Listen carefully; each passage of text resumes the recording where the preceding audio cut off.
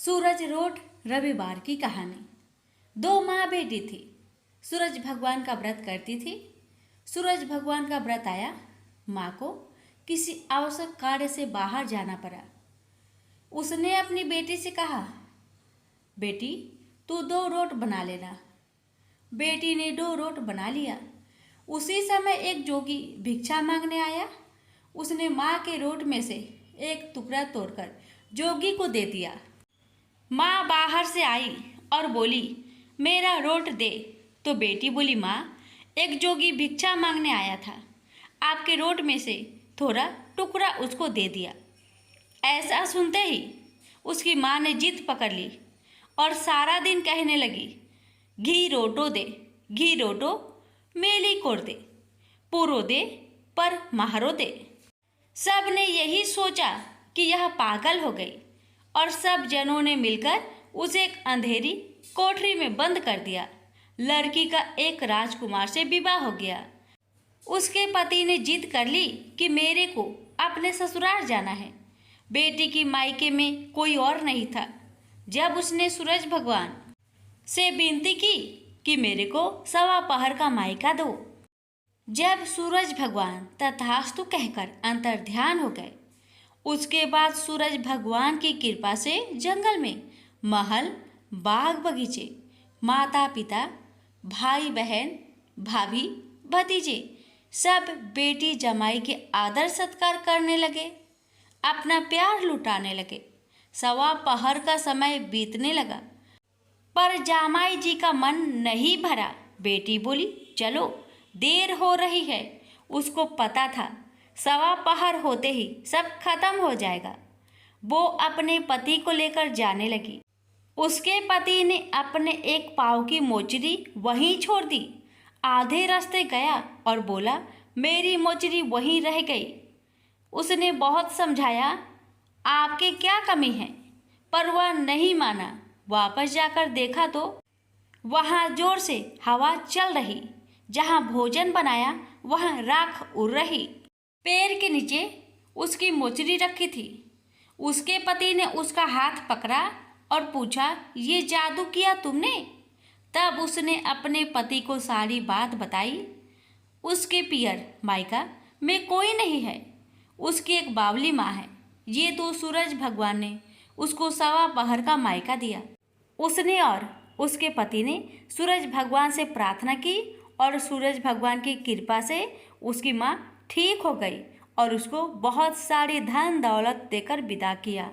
हे सूरज भगवान, जैसा लड़की को दिया वैसा सबको देना। कहानी कहते सुनते हुक्कारा भरते सभी के परिवार को देना। प्रेम से बोलिए सूर्य नारायण की जय। प्राचीन काल में एक नगर में एक वृद्धा रहती थी। उसका नियम था कि वह हर रविवार घर आंगन गोबर से लिपकर भोजन तैयार करती और सूर्य देव को भोग लगाकर ही भोजन करती थी। ऐसा व्रत करने से उसका घर अनेक प्रकार से धन्य धान्य से पूर्ण हो गया।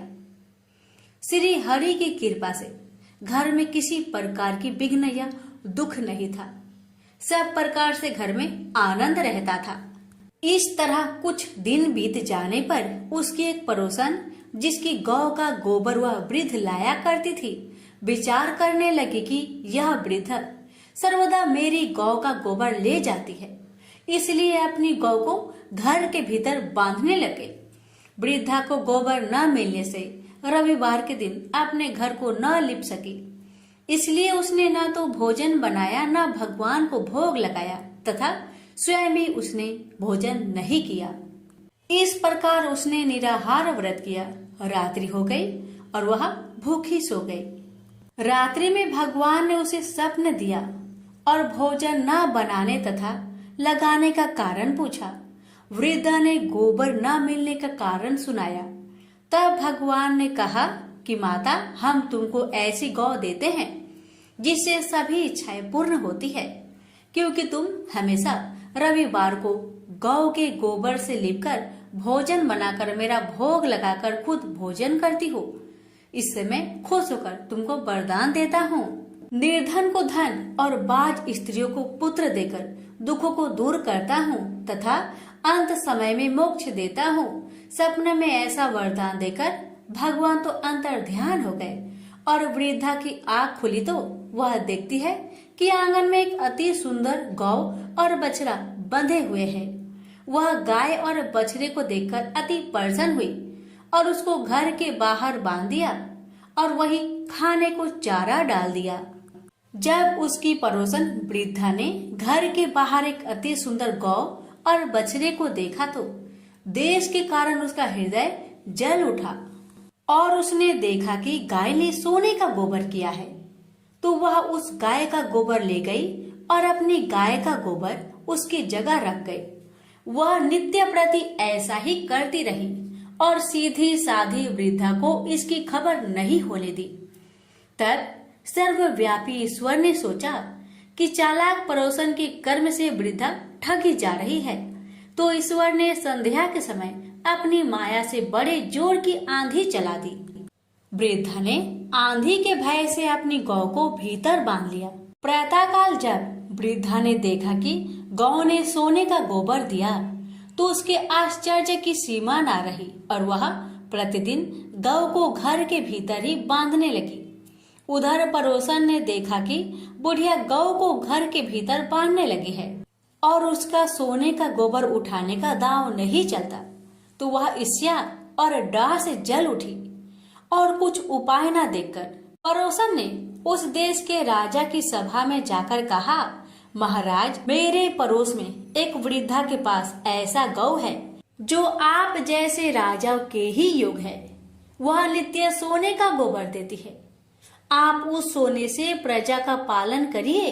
वह वृद्धा इतने सोने का क्या करेगी? राजा ने यह बात सुनकर अपने दूतों को वृद्धा के घर से गौ लाने की आज्ञा दी।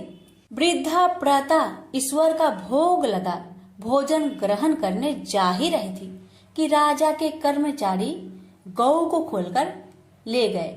वृद्धा काफी रोई चिल्लाई, किंतु कर्मचारियों के समक्ष कोई क्या कहता। उस दिन वृद्धा गौ के वियोग में भोजन न खा सकी और रात भर रो रो कर ईश्वर से गौ को पुनः पाने के लिए प्रार्थना करती रही।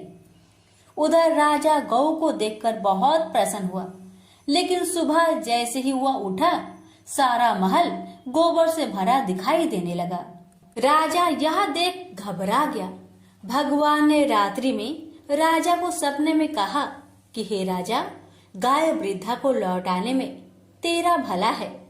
उसके रविवार के व्रत से प्रसन्न होकर मैंने उसे गाय दी थी। प्रातः होते ही राजा ने वृद्धा को बुलवाकर बहुत से धन के साथ सम्मान सहित गौ बछड़ा लौटा दिया।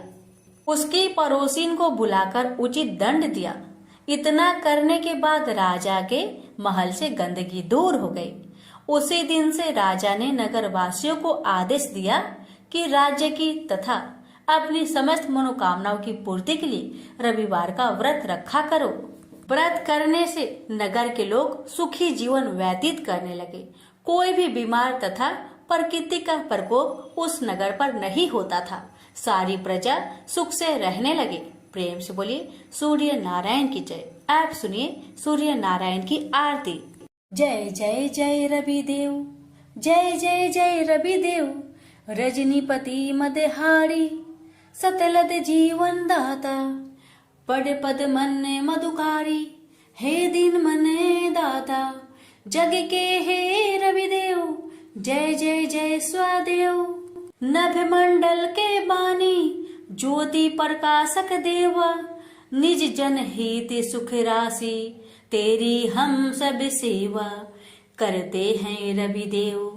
जय जय जय रवि देव, कनक बदन मन मोहित, रुचिरी प्रभा प्यारी, नित्य मंडल से मंडित, अजर अमर छवि धारी, हे सूरवीर रवि देव, जय जय जय रवि देव, जय जय जय रवि देव, जय जय जय रवि देव, रजनीपति मदहारी, सतलत जीवन दाता।